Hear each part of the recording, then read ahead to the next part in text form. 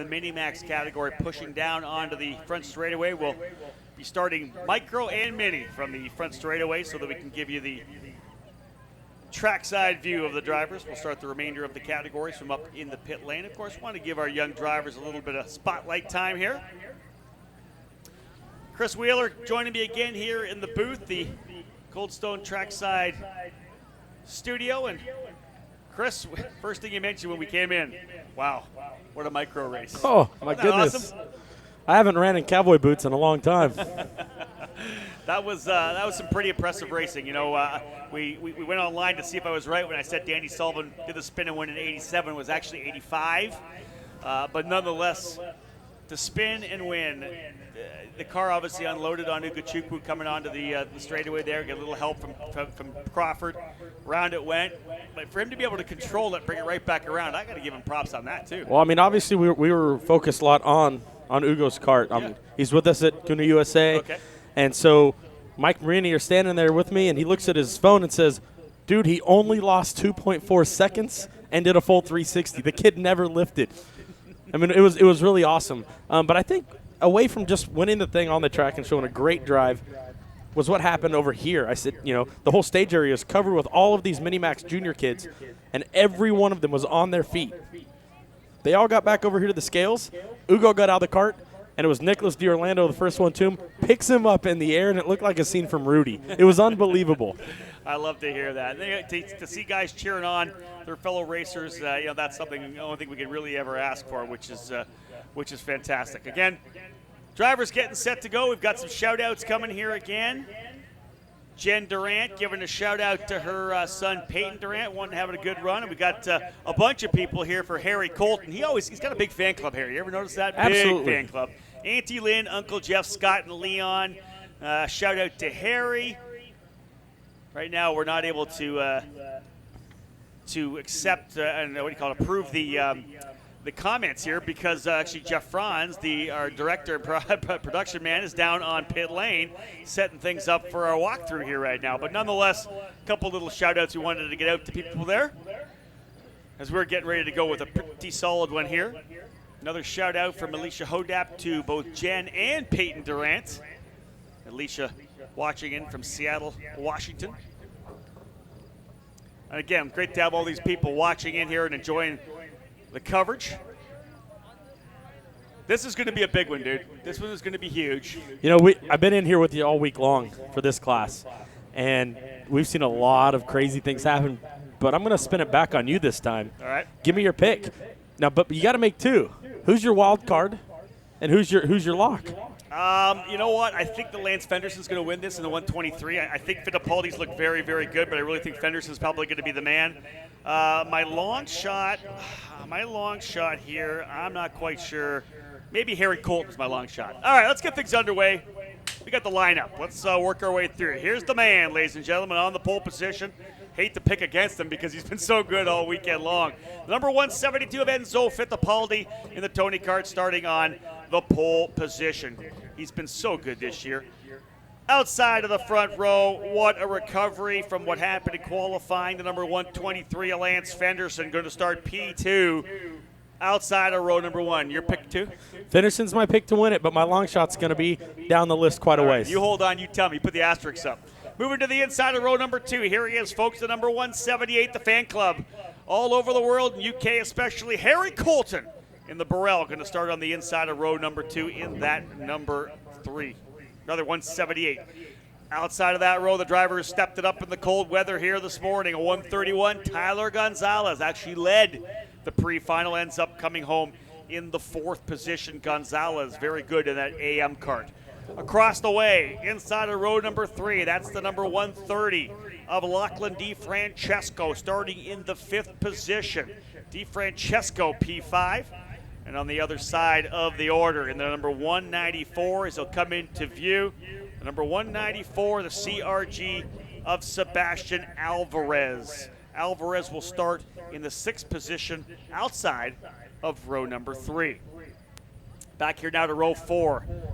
From Colorado in the number 110 CRG, starting 7th. It's Filip Nimkiewicz inside of row 4. And on the other side of the racetrack, K-Rex Frederick in the Tony Kart number 188. Frederick starting 8th position. Row 5 on the outside, or inside rather, the number 153. It's Riley Dickinson. Dickinson's been very strong on the Orsalon Racing Tony Kart, starting 9th. And on the other side of the racetrack in the 10th position outside of row number 5, the number 102 of Devin Buteau. Working our way down the track, the driver starting in the 11th position, the number 187 is Jeremy Fairburn. Fairburn in the number 187 in 11th. And starting in the 12th spot, another Tony Kart for number 157, the Orsalon Racing driver, Sebastian Rodriguez. Back on row number 7 now. This driver with the ability to run in the top 10, Trouble. He got tagged in the opening pre-final there. He'll start in the 13th position. That's the number 181, the Kuna USA driver, Peyton Durant, starting in the 13th position. Well, in the Aero Chassis for Kart Sport North America, it's Hannah Greenemeyer in the number 108. Greenemeyer, 14th. Starting in 15th, in the Sodi Kart, number 198, Alejandro Yaramillo. Yaramillo in 15th, inside of row 8. And in the 105, it's Juan Rodriguez in the AM chassis, starting in the 16th position. In 17th now on the Tony Kart. Look at these guys giving us the high sign. Cash Tyner in the number 169, starting 17th. And on the inside of this row, I haven't heard yet from you, Matthew Latifi in the number 118. Latifi, I thought maybe Wheeler was going to jump onto Latifi. He's going even further back. Latifi in the 118. There's Cooper Becklin, ladies and gentlemen, in the number 191, starting in the 19th position. Becklin on the inside of row number 10, and on the outside, Emma Delettre in the number 149, Burrell starting in the 20th spot. Oh, that's right. Here's the long shot. I forgot about this row. This is it. On the outside, or inside of row number 11, Chris Wheeler's long shot pick, Michael D'Orlando in the 151. And on the inside, the brothers D'Orlando, Nicholas D'Orlando in the number 115, starting in the inside. Row 11, all D'Orlando, all afternoon. Over here to the inside of row 12, Paulie Massimino in the number 180. All three of those guys may hook up. Wheeler's nodding his head on me here right now. And, of course, starting in the 24th position, the number 199 of Arias Dukmedjian. Dukmedjian in the Cosmic going to start 24th. So 21, 22, 23, Wheeler. Do we got a trio that's going to try to work its way to the front here or what? No, to be honest with you, both the Orlando brothers, Paulie Massimino, all three have been awesome all weekend long. That whole area. If Latifi's lucky, they'll pick him up on the way through town. They're going to pick up Latifi on the way through. They're going to pick up Durant on the way through. I think Durant will be there waiting on him. They're going to be trying to work their way forward here, folks. But, again, an amazing battle we had in Micromax. Pappas smokes them in Masters. This is going to be exactly the same as Micro, this one. I think Wheeler's actually shaking a little bit here, folks. He's got the nerves going. Chris doing a good job trying to stay impartial here, but of course working with a lot of the folks over at Kuna USA, and he works with a number of different organizations, different teams throughout the year. So obviously you're able to get a good connection with a lot of the young kids in the sport. Yeah, absolutely, Robin. There's so many of these kids that have talent, obviously, but it's when you really get to spend some time away from the track with them, when you really realize how good of a kid they truly are. But as long as we have a good, clean, safe race, that's really all we can ask for. And we know that there's going to be a lot of action. No doubt about it. These young drivers, so much racecraft here. Now, remember, they've been here for a few days already. They've been trying to dial things in. And we talk all weekend long about the mindset and about how things change and about how a driver comes into practice with one mindset. And then they transition into the warm-up and the qualifying where, that qualifying session, 12 minutes. I got a while to get myself in the groove. And then they do Super Pole where it's 2 laps. So all of a sudden they've got to go bam, bam, put 2 great laps down. That's hard for a kid at that age. We're talking about the younger kids here. We're not even talking juniors. Like, these kids are still around 10, 11, 12 years of age. Tough for these guys to be able to focus. And then we throw them into 3 heat races where each race is a bit different. They've got to figure out what they have to do in each race. If they have a bad race, they better be more aggressive. And then we throw them into Sunday for the pre-final where it's, listen, don't make a mistake. Be awesome, but don't make a mistake. Absolutely. That's the pressure right there. Oh, they're crashing. We got drivers crashing coming onto the straightaway. A couple drivers wrecking near the tail of the field. Not quite sure who that was up at the turn 4. There's another driver losing a wheel here. Another driver off the racetrack. That might have been Peyton Durant. You've got to be kidding me. We had a driver off. Indeed, Peyton Durant off the racetrack in the number 181. His race ends before it even starts. Oh, heartbreak for Peyton Durant as he ends up with an errant wheel. I don't know if somebody drilled him or what happened, but the wheel came off that car. You got to be kidding me. Chris, I know that you work with Peyton quite a bit here this weekend to work on his mindset and getting him kind of dialed in, and that's heartbreak for that young kid. What a great kid he is. Absolutely, and the bad part is I just gave him half a can of Red Bull before he got on the grid, so he's going to be out there with the jitters now the whole time on top of the disappointment. Oh, no. So trouble again for Peyton Durant, ladies and gentlemen.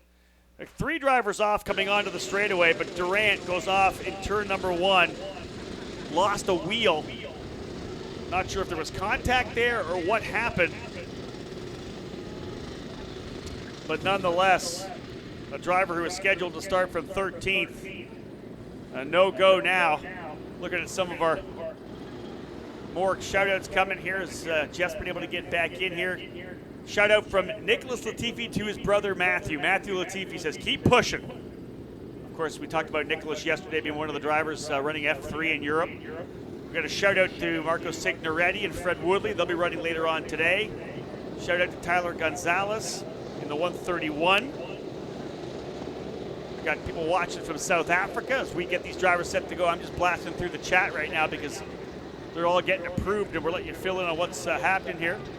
But again, on the racetrack, the issue, Peyton Durant, trouble for him, and that's a shame. I think he might have been able to have a pretty solid run.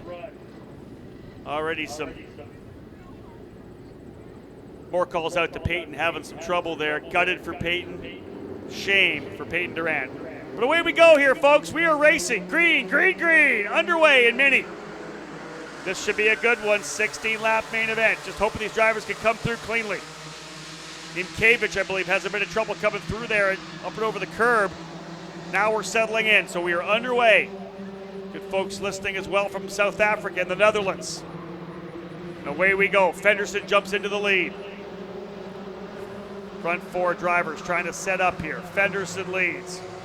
Second is Colton. Third is Fittipaldi. Fourth is DiFrancesco. So we're now racing.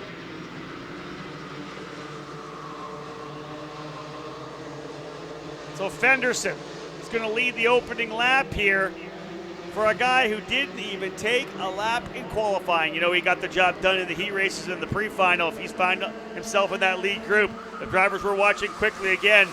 Remember, on our iPad here, top 15 showing. That's when we know guys have worked their way back into the hunt here right now. Michael D'Orlando already to 14th. P14 for D'Orlando, coming strong. He's got 15 laps. He needs a car per lap to find himself on the lead. Now all it's going to take is these leaders to go racing a little bit here now. Will Harry Colton be able to show the poise and maturity and patience to see if they can't pull away? Colton runs in second. Fittipaldi third. DiFrancesco falls back to the next group that includes Sebastian Alvarez, Tyler Gonzalez, and Riley Dickinson. Let's have a look and see if we can see where D'Orlando's coming. How far up does he get this time? 13th for D'Orlando. There's another spot.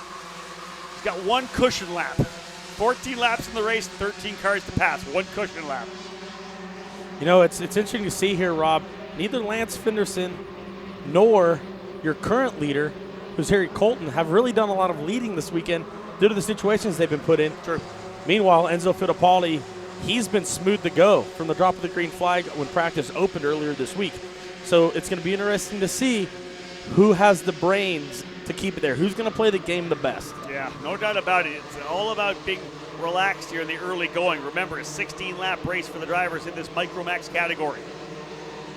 More shout-outs coming for Harry Colton and more condolences as well to Peyton Durant, who really wanted to have a good one here, but of course had some trouble. You know, Rob, we touched on this in senior yesterday, but now it's starting to be the same thing. The diversity in chassis here as Fenderson looks to the bottom of Colton. Fittipaldi's going to go with him. But so now you've got a Bennick, a Tony Kart, a Burrell, a Bennick, and a CRG. I mean, that's 4 different manufacturers in the top 5. They go back to the AM chassis as well right there, too. Exactly. Ariel Castro's chassis doing well here with Tyler Gonzalez. Again, watching D'Orlando. Another pass. P12 still has that little cushion lap still. 1 car per lap. He's going to need it because he's going to have to close up here pretty soon because the gaps are starting to get built between these little groups of drivers. It's interesting to see, Rob. We didn't see a lot of this early on in the heat races yesterday, but it seems like as the racing's gotten further along in the program, you're starting to see the breakaways. Here comes the move here. There's the replay of the pass for Fenderson going down to the inside of Colton. Fittipaldi follows him right through. Again, textbook follow through for Fittipaldi. He now goes into second spot. Again, keeping an eye out on D'Orlando. He's the driver we're watching come through. And how about this one here, Mr. Wheeler? Paulie Massimino to 15th position. I know Chris, a big fan of Paulie Massimino, and he's already into the 15th spot right now, running pretty solid lap times. They are slicing and dicing right here in front of D'Orlando. He just made up a lap because he just took 2. Trying to see how many cushion laps D'Orlando can lock. We're going to see him coming out here pretty soon. There he is in the 151. D'Orlando working his way into 8th position. He's got 3 cushion laps right now for D'Orlando. Into 8th. He's going to need to rely on those leaders to start battling if he wants a shot at the race win here. D'Orlando's right there. Rodriguez has to look to the inside. That's K-Rex Frederick in the 188 we're following there with Gonzalez right behind him. Rob, another one here is Devin Buteau. Buteau kind of quiet through most of the qualifying in the heat races and the pre-final. He's continued to make smart decisions on the track. He's worked himself all the way up here into the 5th position. Well, he and Riley Dickinson, Chris, coming up pretty nicely here. They started together 9th and 10th, currently run 4th and 5th. So Dickinson and Buteau hooking up together and see if they can't work their way back to the front of the pack here now. Like seeing that happen. D'Orlando, does he get up to 7th on this one? No, here's one of his laps because he's trying to close up. Gonzalez is going to go to the inside, trying him. Not quite. So there's one of the laps for D'Orlando. 8th, currently 10th. He'll make one up here as he's going to go to the inside, I believe, of Gonzalez. No, he's going to go with Gonzalez. No, he wanted that pass there. Gonzalez checked up. You know what we saw right there was the difference between a guy who has confidence in his race car and doesn't. D'Orlando wanted to go by. Gonzalez looked to the inside of Frederick but didn't pull the trigger. Not at all. He looked. Now here comes again. Here getting into turn number 8. Textbook follow through once again. Michael D'Orlando's. He's going to try and tag on the back of Gonzalez and run down the next 2, which I believe is the Buteau and Dickinson team. Yeah, that pairing of Dickinson and Buteau in the 153 and the 102 respectively currently run 4th and 5th. Gonzalez now 6th. D'Orlando in 7th. D'Orlando going to go to the inside of Gonzalez. He's going to get this pass done early on this lap. So the lap number 7 pass comes quite quickly as they work their way into the position. You can see here, Rob, they also picked up young man Matthew Latifi. He's just 2 back, or there's only 1 car separating himself and D'Orlando now. So Latifi's kind of moving up here as D'Orlando is really setting the trend for those kids coming from the halfway and up. What a run right now for Latifi as well. Here's a replay of that pass. Down the inside goes D'Orlando to Gonzalez. So just a nice little pass. Use that run down the straightaway over into turn number 1, gets the job done. Now he's got the gap between himself and Buteau, and he's got to close in here. He's got some laps to do it with. We said it's a couple of cushion laps here right now for him to go, but the leaders have gone out to like a 2.5-second advantage. Once he gets out in front of this next group, he is going to have to rock it. But we have got to give props as well to little Matthew Latifi. He's up to 9th position right now. Latifi 9th, as DiFrancesco's the driver who fell back to 12th. That shook some things up. Nicholas D'Orlando now into 15th, and Paulie Massimino in 13th. A lot of these kids doing a great job moving up. But I just saw Harry Colton that last time by in the front stretch tried to kind of lean out over there as Fittipaldi got around Fenderson, and he looked at it. So the leaders are getting a little racy. Will they get racy enough, though, to let that group close in, Rob? Or do you think these three are on their own and it's going to be down to them? Well, looking at lap times right now, 52.2 for Fenderson last time by a 52.1 for both Fittipaldi and Colton, 52.4 for Dickinson and Buteau. They don't have it. Fast driver on the racetrack right now is Michael D'Orlando, 52.099. I don't think Dickinson and Buteau right now are going to be able to close up. They just turned 52.1, so maybe they're dialing it in a bit. But again, 52.082 for D'Orlando. So there's your lead group here. Fittipaldi in the 172 leads. Then it's Fenderson in the 123 and the 178 of Harry Colton. The top three drivers have settled in. Right now, they got to believe that they're going to race for themselves. They don't know what has gone on with D'Orlando and how he's worked his way all the way to sixth position right now with 7 laps to go. He's got to get a couple spots here, big time quick for D'Orlando if he wants to be able to challenge here. Once they start racing, he's going to close, but he's 2.6 back. We just had a bit of a moment off at turn number 6. It was K-Rex and Lachlan DiFrancesco both found themselves off the racetrack. DiFrancesco backed it into the barriers. He's back underway. But you talk about two kids who have showed speed. DiFrancesco a little bit more so throughout the weekend. And now both of their chances of going to the front in this one seem to be gone.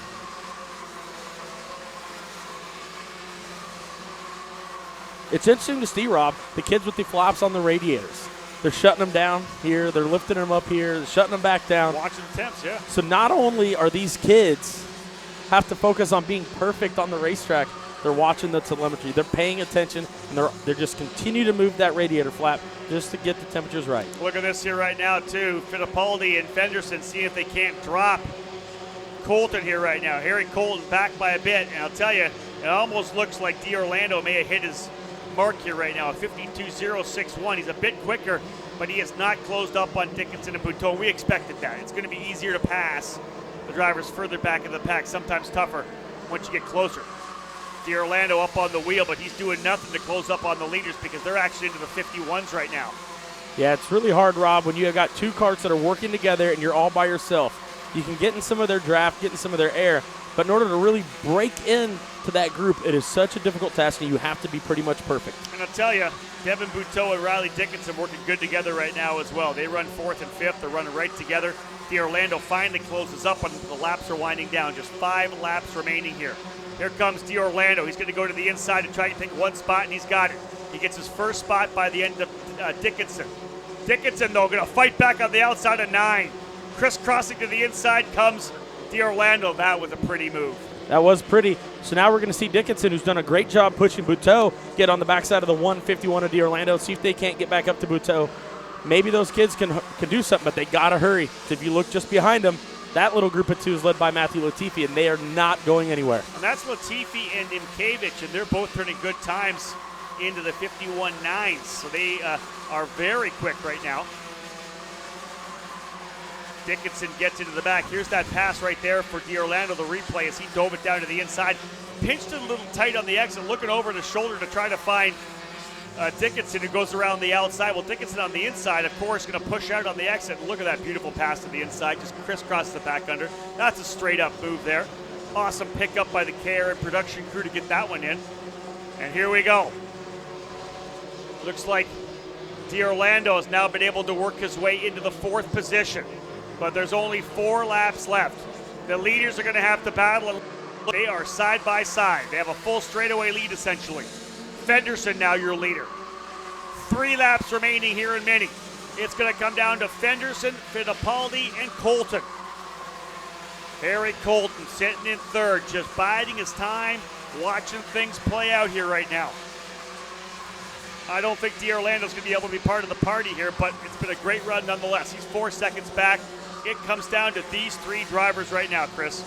Absolutely. There's just too big of a gap. As we go back to the replay, watch the move Fenderson put on Fittipaldi getting into turn 1. Colton looked as if he might want to go. He thought better of it. Said, I'm just going to sit right here and see if this thing can come my way.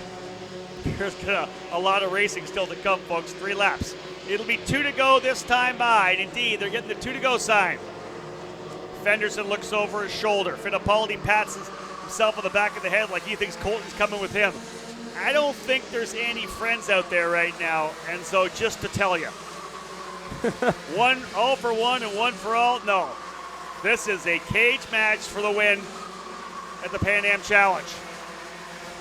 Fenderson would love to win this. Remember, he didn't even roll off the grid in qualifying. He now finds himself in a fight for the race win. And Chris, you and I both said we expected him to be here on Sunday. Here comes Colton to the inside, side by side.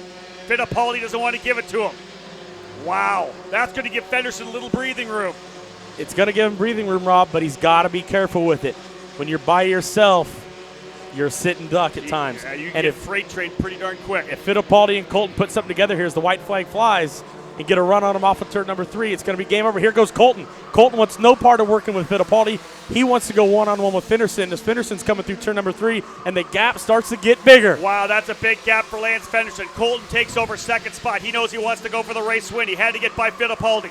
Right now, it looks like Fittipaldi's not in the opportunity to win this race. Thought he may have been the outright challenger, but again, Fenderson, who you and I both picked as the outright favorite for this race, leads it. 4 kart lengths as they work their way through turn 7 over to turn 8. Obviously, one of the key places to pass right here. After this corner, there's just one shot left, and that's the inside of turn number 11. Colton's starting to get in a good run. He's wheeling the barrel up on the back. Double right hand, turn number 9. Coming through here. Fenderson's got to be clean. Here he is. He's got maybe 2 legs coming through the kink. No way for Colton. Coming onto the straightaway.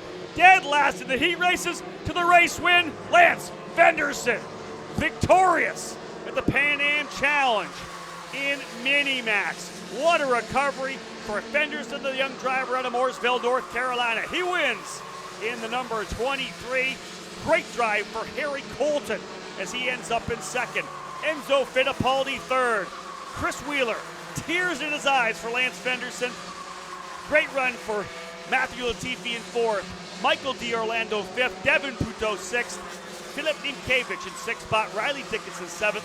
Nicholas D'Orlando ends up coming up to ninth, and Tyler Gonzalez rounds out your top 10. Chris, a little emotional seeing Fenderson do so well? Well, it throws me back a little bit. Last year, we came here and got Lance's first ever national win, and it was right here at GoPro Motorplex, and it was by just the width of maybe the front nose decal that was flapping.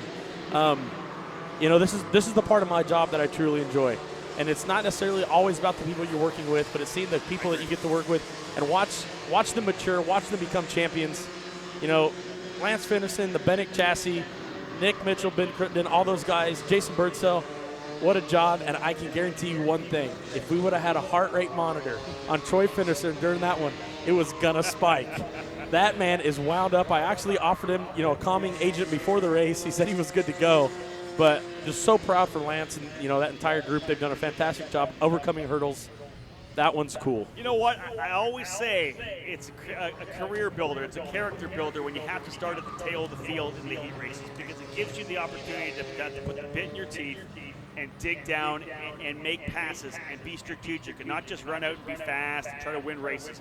It was an absolute stark contrast the weekends of Enzo Fittipaldi and Lance Fenderson. Enzo, great out of the box, qualified on the pole, wins the Super Pole for every one of his heat races. He didn't have to pass anybody. We talked about that. He was able to run good, run clean, and he ran really well there. Harry Colton made a great move and won to get into second spot. But Fenderson, it could crush another younger kid, or another kid maybe didn't have the same poise of hey, what happened to me? I'm done. I'm never going to be able to win this. And this is something that for the rest of his life, never will he be able to say, I can't do something, because here he is. He starts dead last in all the heat races, puts in 3 great races, gets DQ'd for a tech issue, loses some spots, but fights back all the way to be able to score the victory. Talk about a huge moment for Lance Fenderson. It's funny, you talk all week with some of these kids and they say, hey, I was fastest in practice on Thursday. Hey, I was fastest here. Hey, I won this heat race. And you always reiterate to them, that's cool, but there's only one race all weekend long that you're going to bring home the hardware for. Nobody remembers now who led the most laps in the second heat race yesterday. That's gone. Yep. And Lance Fenderson's the guy that took the win. I love it. He did it. Folks, Lance Fenderson wins by over a tenth of a second from Harry Colton, who puts in a fantastic performance to finish in second spot. Enzo Fittipaldi ends up in third. Matthew Latifi, how about Latifi as well? He drives from way in the back of the pack. Where did Latifi start? 18th to 4th. Michael D'Orlando even more, 21st up into 5th spot. Devin Buteau ends up 6th. Philip Nimkevich in 7th position. Riley Dickinson 8th. Nicholas D'Orlando 9th. And Tyler Gonzalez rounds out the top 10. This one, ladies and gentlemen, though, the spotlight today belongs to Lance Fenderson. He is your winner in the Race Tech Development sponsored Minimax main event. What a remarkable performance all weekend long for Lance Fenderson, as he's able to handle the strategy of the last couple laps, gets himself out front, and then scores the big victory. Well done for Fenderson. He is your victor. Chris Wheeler, thank you very much for being with me in here. You're going to come back again for senior? Yeah, we're going to try. We're going to get over and got to keep tearing down the tent a little bit. Got to hit the highway tonight to get back to Indianapolis, but, hopefully we'll be back here in just a little bit. I'd like to have you back. Chris, thank you very much, man. Chris Wheeler, ladies and gentlemen, always a pleasure to have him in the trackside studio. And again, Lance Fenderson doing a fantastic job. Kudos to him. Your victor today in Minimax.